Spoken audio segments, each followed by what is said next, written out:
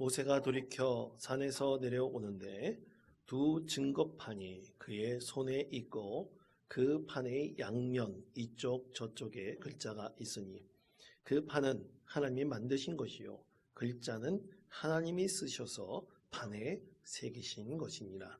여호수아가 백성들의 요란한 소리를 듣고 모세에게 말하되 진중에서 싸우는 소리가 나나이다. 모세가 이르되 이는 승전가도 아니요 패하여 부르짖는 소리도 아니라 내가 듣기에는 노래하는 소리로다 하고 진에 가까이 이르러 그 송아지와 그 춤 추는 것들을 보고 크게 노하여 손에서 그 판들을 산 아래로 던져 깨뜨리니라. 모세가 그들이 만든 송아지를 가져다가 불살라 부수어 가루를 만들어 물에 뿌려 이스라엘 자손에게 마시게 하니라. 아멘. 우리 인간에게 있어서 가장 기본이 되는 원초적인 감정을 핵심 감정이라 그러는데, 그 중에서 인간이 갖고 있는 이 가장 보편적인 감정 중에 하나가 분노, 화라는 그런 감정이 있습니다. 근데 성경에 보면 이 분노는 감정을 넘어서 죄라고 표현하고 있습니다. 그럼 왜 죄라고 표현하고 있을까요? 행복에 이르는 길이라는 책에 보면 이 분노에 대한 정의를 우리 내면의 숨은 미움과 불만을 밖으로 표출하는 것이다 라고 말하고 있습니다. 그러다 보니까 이 분노라는 감정이 표출할 때, 이 감정을 가지고 있는 자체뿐만 아니라 이것을 표출할 때 나타나는 것이 하나님 앞에 죄로 나타날 수가 있다는 얘기죠. 그래서 분노의 가장 약한 면은 자기 의를 또 자기의 주장을 그 통해서 악한 면을 드러내려고 하는 것이고, 또 중상모략도 할 수 있습니다. 그리고 쓸데없는 말을 많이 하고 거짓을 내뱉을 수가 있습니다. 그래서 성경에서는 이 분노의 감정을 항상 죄로 여기고 그것을 잘 다루고 조심하도록 말씀하고 있죠. 그래서 분노는 자칫 잘못하면 이 자신을 완전히 뒤엎어버려서 이성과 합리적인 판단을 못하게 만들 수도 있습니다. 오직 대상에 대한 미움과 불만만이 그 가운데 나타날 수가 있습니다. 그렇게 되면 사람과 사람 사이의 관계가 더 악화될 뿐이죠. 그렇다면 여러분, 이런 질문을 할 수 있습니다. 과연 그렇다면 거룩한 분노라는 것은 있을 수 없을까? 과연 거룩한 분노는 가능할까라는 질문입니다. 자, 오늘 하나님께서도 분노하실 때가 분명히 있으셨어요. 근데 하나님의 분노는 분명한 이유와 목적이 있습니다. 자, 우리가 읽지 않은 말씀, 출애굽기 32장 9절에서부터 10절까지 말씀을 다 같이 한 목소리로 읽겠습니다. 여호와께서 또 모세에게 이르시되 목이 뻣뻣한 백성이로다. 그런즉 내가 하는 대로 돌아 내가 그들에게 진노하여 그들을 진멸하고 너를 큰 나라가 되게 하리라. 아멘. 자, 이런 분노의 마음을 품으셨던 우리 하나님께서는 모세가 하나님께 중보적 기도를 드려서 하나님 제발 이 백성을 용서해 주십시오. 이 백성을 이렇게 애굽에서 끌어내셔서 하나님께서 큰 일을 행하셨는데 어떻게 이 백성 모두를 죽이려고 하십니까? 하나님께 간절히 용서를 구하는 중보적 기도를 드렸죠. 그때 하나님께서는 하나님의 뜻을 완전히 돌이키셨습니다. 출애굽기 32장 14절 말씀입니다. 여호와께서 뜻을 돌이키사 말씀하신 화를 그 백성에게 내리지 아니하시니라. 아멘. 그러니까 하나님께서 용서에 대해서 하나님께서는 받아주시고 그 백성들의 잘못을 하나님께서 다 용서하시고 그 기도를 통해서 응답하신 것이죠.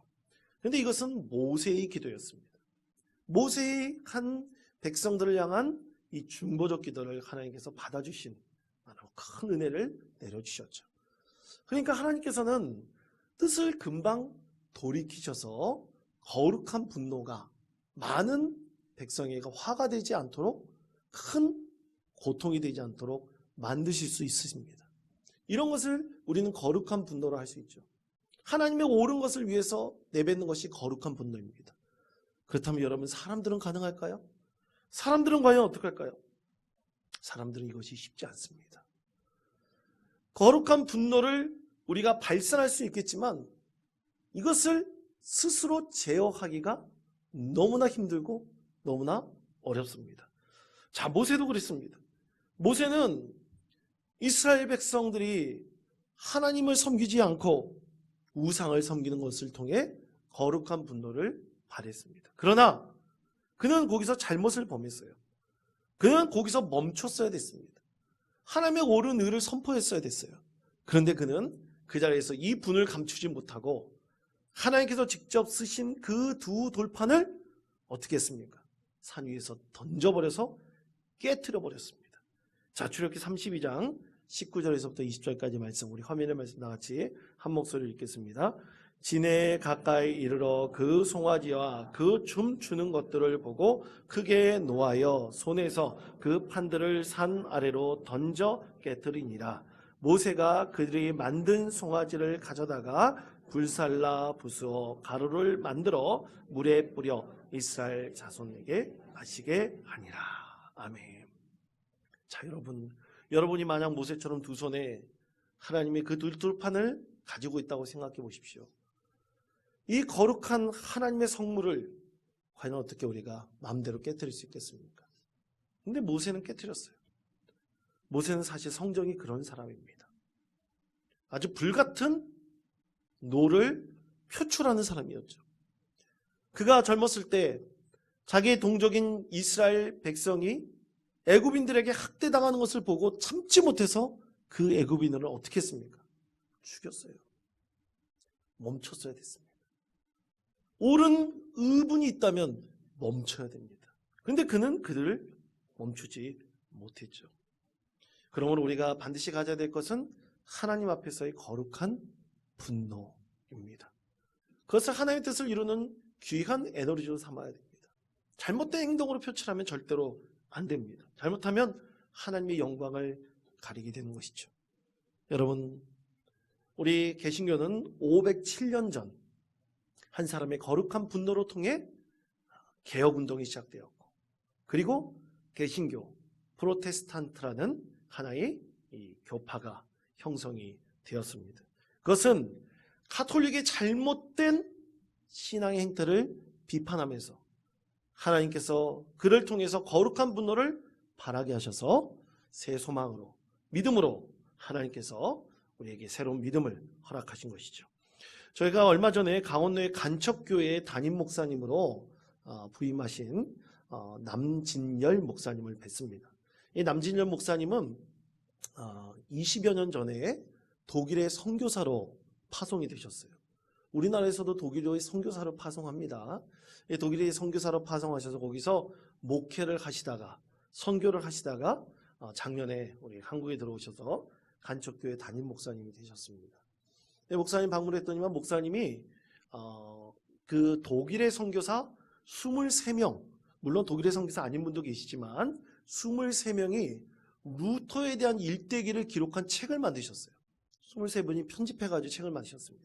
왼쪽에 보이는 루터를 말한다는 책을 제가 선물로 받았습니다. 그 책을 보니까 옆에 있는 오른쪽에 저게 문같이 생겼지 않습니까? 그게 지금 있는 비텐베르크 성당 정문입니다. 이 비텐베르크 성당, 종교개혁이 일어났던 이 비텐베르크 성당 정문에 여러분 검정색으로 되어 있잖아요.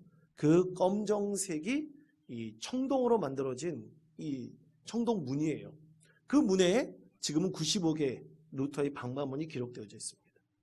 그 책에 보니 그렇게 이 사진이 있더라고요. 여쭤봤어요. 아니, 저 청동문이 대체 언제 설치된 겁니까? 그러면 루터의 그 95개 방문은 어떻게 된 겁니까? 물어봤죠. 그랬더니 목사님 하신 얘기가 사실은 처음에 루터가 이 비텐베르크 성당 정문에 그 95개의 반박문을 붙인 것은 아니라고 했습니다. 사실 당시에 많은 사람들이 문맹인이었어요. 글을 몰랐습니다. 글을 아는 사람들은 이 사제나 수녀 같은 소수의 이 종교 지도자들, 이들만이 글을 주로 알고 있었죠. 그래서 루터가 95개조의 방마문을 처음에 써서 붙인 장소는 정문이 아니라 비텐베르크 성당 뒷문이라고 합니다. 우리 교회 보면 여기 비상문 있지 않습니까? 비상문 정도 되는 크기의 문에다가 A3 용지보다 조금 큰 종이에다가 빡빡하게 써서 붙였대요. 왜냐하면 글을 읽는 사람들이 봐야 되지 않겠습니까? 그들을 위해서 썼어요. 그런데 과연 그 글을 읽은 사제나 수녀들이 종교개혁운동에 동참을 했을까요? 아닙니다. 전혀 반응이 없었어요. 그래서 루터는 이제 그것을 정문에다 붙이고 또 인쇄소를 통해서 이 포스터를 만들어서 많은 사람들에게 알려주고 종교개혁의 시작을 알리게 되었다고 합니다. 그때부터 불같이 일어나 종교개혁이 전 유럽으로 퍼져나가게 되었던 것이죠. 한 사람의 거룩한 분노와 그로 인한 용기 있는 행동이 찻잔 속의 태풍으로 폭풍으로 끝나지 않았습니다. 하나님께서 함께 하신다면 이 거룩한 분노는 큰 운동으로 변하여 이 나라의 민족과 또 교회를 새롭게 하는 놀라운 큰 힘으로 나타나게 될 것입니다. 오늘 모세는 말씀을 깨트려서 잘못된 자신의 분노를 표출하였습니다. 하지만 모세는 모든 백성에게 금송아지 우상을 다 갈아서 물을 섞어서 그것을 마시게 했어요. 철저히 하나님 앞에 무릎 꿇도록 했습니다. 이것이 그 다음에 이어진 모세의 행동이었습니다. 사랑하는 성도 여러분, 우리 원터교회 성도 여러분, 우리는 이 507주년 종교개혁주의를 맞아요. 과연 우리는 어떤 믿음의 도전을 받고 새롭게 바꾸고 새롭게 변화해야 될 우리 믿음은 과연 어떤 것이 있겠습니까? 우리 믿음의 행위가 과연 하나님 앞에 어떻게 해야 온전히 설 수 있겠습니까? 오늘 말씀을 통해서 우리가 하나님 앞에 온전한 믿음을 세워나갈 때 과연 무엇부터 시작해야 될지 또 무엇을 우리의 행동으로 옮겨야 될지 깨닫는 저와 여러분 되시기를 바랍니다. 첫 번째는 허울뿐인 믿음은 깨져야 됩니다. 저를 따르시기 바랍니다. 허울뿐인 믿음은 깨져야 합니다. 아멘. 자, 출애굽기 32장 20절의 말씀 다 같이 한 목소리 읽겠습니다. 모세가 그들이 만든 송아지를 가져다가 불살라 부수어 물에 뿌려 이스라엘 자손에게 마시게 하니라. 아멘. 자, 우상을 만들어 거기에다가 금을 입혔던 이스라엘 백성들에게 모세는 금송아지 우상을 완전히 가루로 만들었습니다. 그리고 그것을 물에 섞여서 그 자리에 있었던 모든 이스라엘 백성들 또 그렇지 않은 모든 백성들에게 다 마시도록 했어요. 왜 이런 행동을 했을까요? 여러분, 우리는 사실 믿음 안에서 감추어 놓고 있는 우리 우상들이 분명히 있습니다. 그래서 우리는 모세처럼 이스라엘 백성들의 심령 가운데 있는 우상들을 완전히 제거하기 위해서 갈아엎어야 됩니다. 그리고 그것을 다 사라지게 만들어야 됩니다. 혹시 내가 허울뿐인 믿음만 가지고 신앙생활을 한다면 그것을 하나님 앞에서 철저히 갈아엎어야 돼요. 바로 그것을 위해서 모세는 금송아지 우상을 갈아서 모든 백성들에게 다 마시겠습니다. 이제부터 하나님을 의지하고 살아가는 것이 무엇인가? 여러분, 믿음의 성장이라는 것은 무엇입니까? 사실은 믿음의 성장이라는 것은 내 안에 하나님 앞보다 먼저 둔 모든 우상들을 조금씩 갈아 없애버리는 것이 바로 믿음의 성장입니다. 여러분, 믿음의 성장이 외형으로 보입니까? 그렇지 않습니다. 오직 하나님과 나와의 관계를 통해서 나와 하나님과의 관계를 멀어지게 만드는 모든 우상의 잔재들을 다 갈아서 없애는 것이 바로 우리 믿음의 성장이죠. 여러분, 오늘은 507주년 종교개혁주의를 맞아 참으로 한국교회 여러 교단들이 연합하여 12.7 연합 예배를 드리는 날입니다. 아마 아시는 분들은 계실 것이고 또 모르시는 분들도 분명히 계실 거예요. 지금 오후 2시, 오늘 오후 2시에는 서울에 있는 광화문 광장에서 그리스도인들이 많이 모여가지고 연합 집회를 연다고 합니다. 이 연합 집회 준비위원회가 이 교회를 향한 100가지 기도 제목을 알렸어요. 그 기도 제목을 한 7가지로 크게 이 주제로 분류할 수 있는데 그 주제는 다음과 같습니다. 첫째, 12.7 한국교회 연합예배 및 큰 기도회를 위한 기도 제목. 둘째, 동성애 차별금지법 및 젠더 성혁명에 관한 기도 제목. 세 번째, 젠더 갈등과 비혼주의, 저출산에 관한 기도 제목. 네 번째, 프로라이프 생명윤리와 낙태에 관한 기도 제목. 다섯 번째, 청소년, 청년 마약 중독에 관한 기도 제목. 여섯 번째, 북한과 자유통일을 위한 기도 제목. 일곱 번째, 한국교회와 다음 세대를 위한 기도 제목. 이렇게 7가지로 나눠서 제가 한번 지금 거기 참석한다는 분들의 통계를 보니까 한 60만 명 정도가 지금 참석을 하겠다고 그렇게 알려져 있습니다. 참으로 놀라운 집회이죠. 저에게도 개인적으로 교인들이 몇 분이 그 집회에 참석하지 않느냐, 우리도 가야 되지 않겠느냐 그런 요청을 하신 분들이 있었습니다. 저희 교단은 얼마 전 임원회에서, 총회 임원회에서 우리도 동성애 문제, 차별금지법은 분명히 반대하지만 개별적인 교회 성도들이 참여를 권하는 것으로 결정했다고 합니다. 우리 교단 예장통합에서는 교단 차원에서 적극적으로 교단 차원에서 참여하는 것은 아닌 것으로 결정을 했죠. 그런데 참으로 염려되는 것이 있습니다. 이런 집회도 분명히 하고 우리가 외쳐야 될 것은 사회적으로 외쳐야 됩니다. 차별금지법이나 동성애 문제가 굉장히 심각하다는 것, 미래 세대를 위해서 우리가 준비해야 될 것이 무엇인지를 반드시 알리고 적극적으로 우리의 목소리를 내야 되는 것도 맞습니다. 그러나 참으로 염려스러운 것은 여러분, 우리 안에 금송아지 우상을 가득 채워놓고 과연 허울뿐인 믿음으로 나아간다면 그것을 많은 국민들이 우리를 받아주고 인정할 수 있겠습니까? 혹시 너나 잘하세요 그러면 어떡합니까? 우리가 철저히 먼저 성도로서, 또 저는 목회자로서 한국 교회를 이끌어 나가는 모든 지도자들이 먼저 하나님 앞에 철저히 허울뿐인 믿음을 반성해야 됩니다. 그래서 우리는 이 허울뿐인 믿음을 타개하기 위해서, 파기 위해서 두 번째로 오늘 하나님께서 말씀하신 것이 있습니다. 그것은 철저히 하나님께 회개해야 됩니다.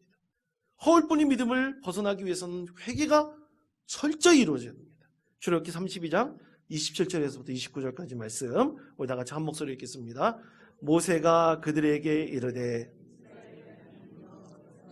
이렇게 말씀하시기를, 너희는 각각 허리에 칼을 차고 진 이 문에서 저 문까지 왕래가며 각 사람이 그 형제를, 각 사람이 자기의 친구를, 각 사람이 자기의 이웃을 죽이라 하셨느니라.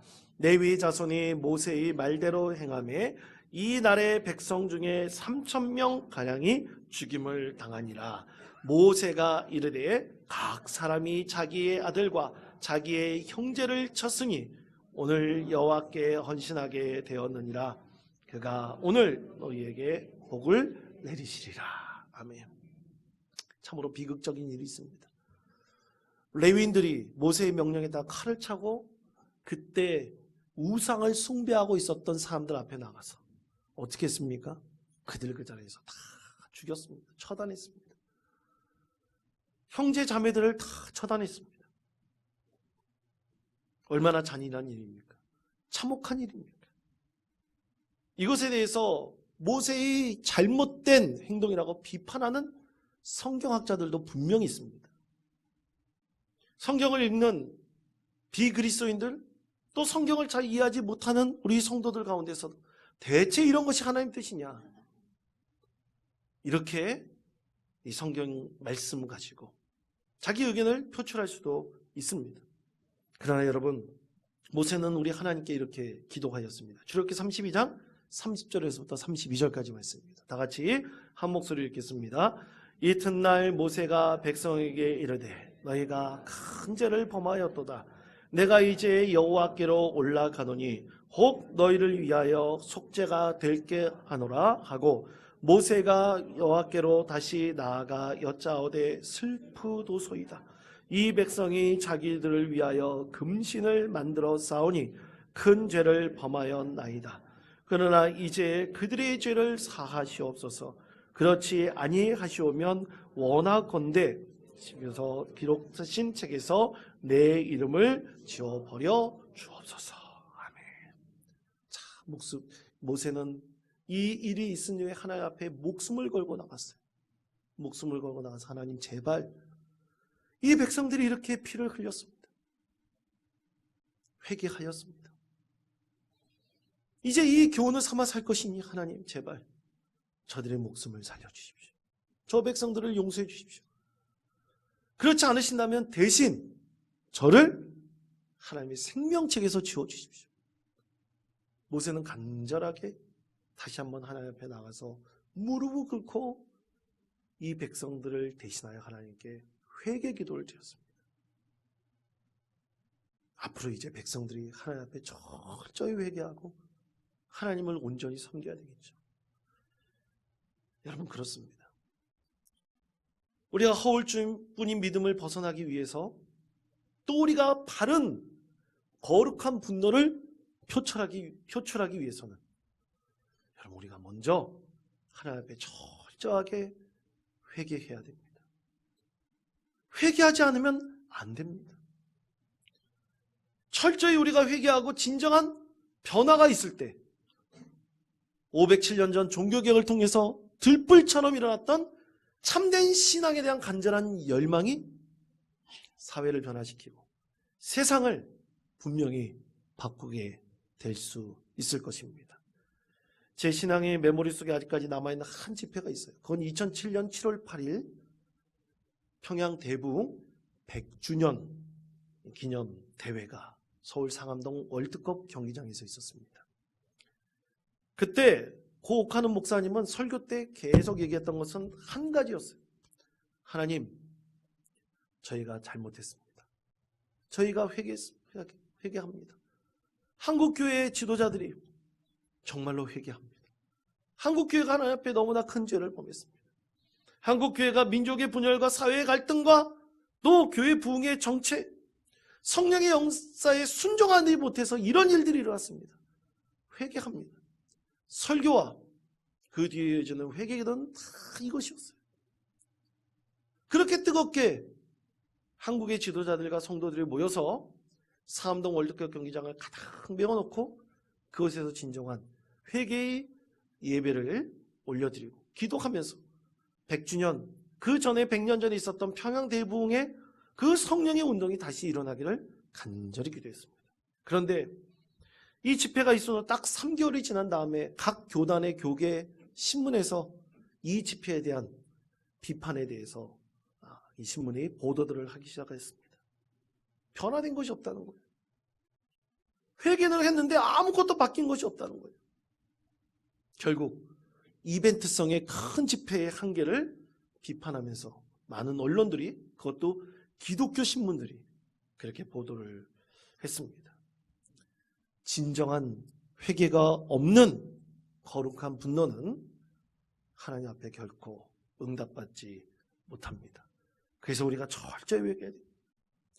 그래서 모세는 이스라엘 백성들의 금송아지 우상을 다 갈아서 먹이고 그 자리에서 우상을 섬겼던 3,000명을 그 자리에서 죽이고 모세는 자신의 목숨을 하나님 앞에 내어놓으면서까지 이 백성을 용서해달라고 하나님께 회개 기도를 올려드렸습니다. 사랑하는 성도 여러분, 우리의 진정한 회개는 하나님께서 분명히 받으실 것입니다. 진정한 회개가 이루어질 때 우리는 세 번째로 나아가야 됩니다. 그것은 회개를 통해서 하나님의 주신 말씀이 우리 가운데서 분명히 온전히 세워져야 합니다. 출애굽기 34장 27절에서 28절까지 말씀, 우리 이 말씀 우리 한 목소리로 함께 읽겠습니다. 여호와께서 모세에게 이르시되 너는 이 말들을 기록하라. 뜻대로 너와 이스라엘과 언약을 세웠음이니라 하시니라. 모세가 여호와와 함께 40일 40야를 거기 있으면서 떡도 먹지 아니하였고 물도 마시지 아니하였으며 여호와께서는 언약의 말씀 곧 십계명을 그 판들에 기록하셨더라. 아멘. 자, 하나님께서 모세를 다시 부르셨어요. 그리고 뭘 주셨습니까? 십계명의 두 돌판에 다시 하나님의 말씀을 직접 새겨주셨습니다. 이제 그 말씀은 깨지지 않았어요. 그 말씀은 법궤에 들어가서 영원토록 보존하려고 이스라엘 백성들이 성막 지성소 안에 그 법궤를 모셔두었죠. 여러분, 그때 모세의 얼굴을 보십시오. 두 돌판을 들고 내려오는 모세의 모습을 보십시오. 이 위에 성경 말씀은 모세의 얼굴이 너무나 광채가 빛나서 백성들이 모세의 얼굴을 직접 쳐다볼 수 없었다 그랬어요. 대면할 수 없었다 그랬습니다. 그래서 모세가 자신의 수건으로 그의 얼굴을 가렸다 그랬어요. 그렇습니다. 사랑하는 성도 여러분, 하나님의 말씀이 온전히 세워지기 위해서는 여러분, 우리가 성령의 감동을 받고 성령의 은혜로 충만해야 됩니다. 성령의 은혜로 충만하지 않으면 여러분, 하나님 말씀은 지켜질 수가 없습니다. 공허한 메아리가 될 수밖에 없습니다. 대체 어떻게 지킵니까? 하나님 말씀에 강제력이 있습니까? 하나님 말씀 지키지 않는다고 우리가 처벌받나요? 아닙니다. 우리 모든 각자 믿음의 성도들이, 또 믿음의 형제 자매들이, 또 저 같은 먼저 교회 지도자들이 성령의 충만함을 얻어야 됩니다. 그래야 우리가 진정으로 하나님의 말씀을 온전히 내 안에서 세울 수 있습니다.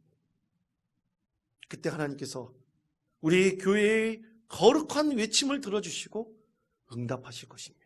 그러므로 사랑하는 성도 여러분, 하나님의 말씀이 우리를 통해서 반드시 온전히 승화될 수 있는 저와 여러분 되시기를 축복합니다.